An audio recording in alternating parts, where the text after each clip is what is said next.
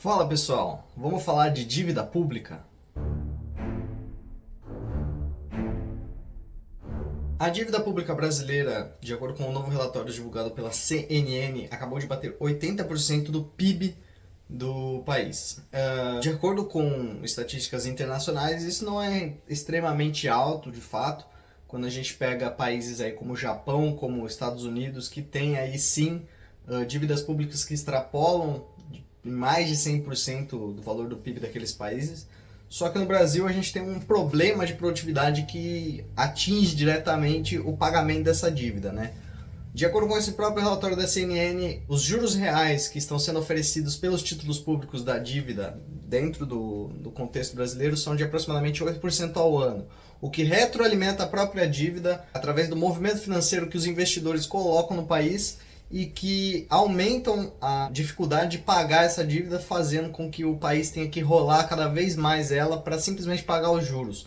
Isso come uma porcentagem de quase 30% do PIB, que é só para pagamento de dívida hoje no Brasil. Nesse contexto, a gente tem uma observação muito interessante feita pelo relatório, que é a construção de um panorama econômico que é desfavorável para o Brasil no sentido de a capacidade do brasileiro de pagar as próprias dívidas, né? Hoje a gente tem a economia extremamente saturada e extremamente enforcada pelo endividamento civil e pelo endividamento público, que criam uma conjectura onde as empresas não conseguem realmente ter eficiência e também os indivíduos eles não conseguem poupar, que é um dos princípios básicos aí defendidos pelo Quesney, pelo Ricardo, pelo Smith e pelos economistas austríacos e, enfim, até o próprio Keynes diz que a poupança é um instrumento de estabilização econômica.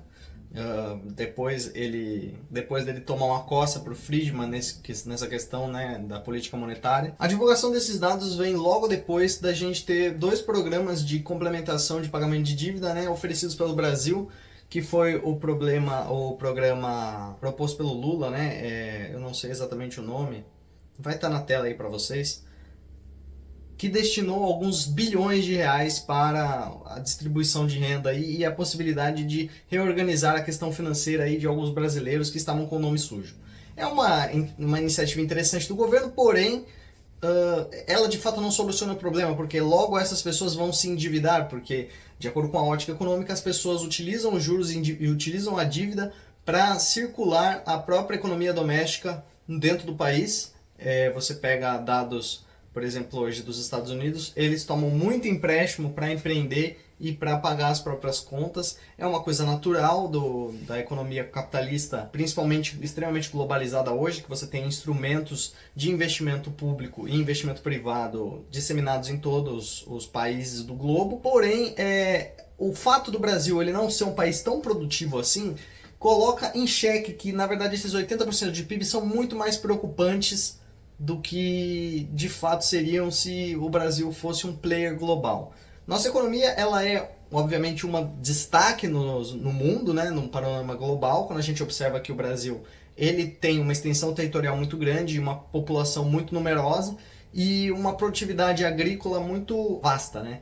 Porém, quando a gente põe em termos práticos, a gente percebe que a produtividade brasileira é muito baixa. Então, essa qualificação de dívida para um país como o nosso é um alerta muito grande, né? O problema não é você ter dívida pública, o problema é você não saber o que faz com essa dívida.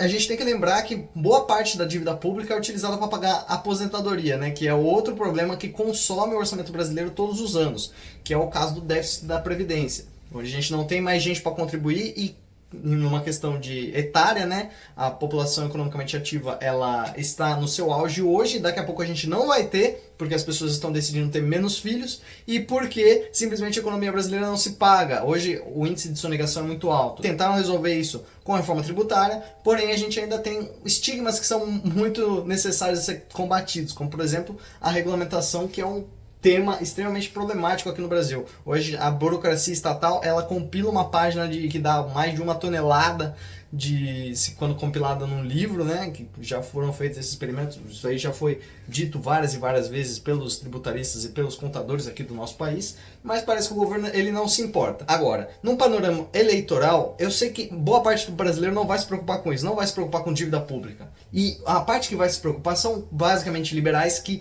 não conseguem entender a complexidade disso, simplesmente falam, dívida é ruim. Não, Pá, dívida não é ruim por si só. O grande problema é o que você faz com essa dívida. E a questão do fiscalismo público estar cada vez se aproximando mais num pináculo onde ele não vai ter dinheiro para pagar os gastos discricionários, me parece que é um grande problema sim. É por isso que evidentemente a gente precisa trabalhar com políticas fiscais que realmente deram certo em países aqui da América Latina e do globo. Hoje você tem o caso da Argentina, por exemplo, que a lei fiscal da Argentina foi reformulada para trazer um superávit no país e para trazer captação de investidores, que obviamente durante os governos anteriores da Kirchner e das políticas que eram mais estadistas e focadas no bem-estar social, causavam uma condensação muito maior de gastos do governo do que deveria realmente ser. Nesse sentido, acredito que seria muito interessante a gente buscar entender qual é o problema da produtividade brasileira e por que a gente não produz tanto, mesmo tendo recursos suficientes para produzir mais do que muitas políticas aí, mais do que muitos países hoje produzem, né? É isso, eu me chamo Guilherme Vitulo. E se você quer saber mais sobre economia e política no mundo, segue a gente.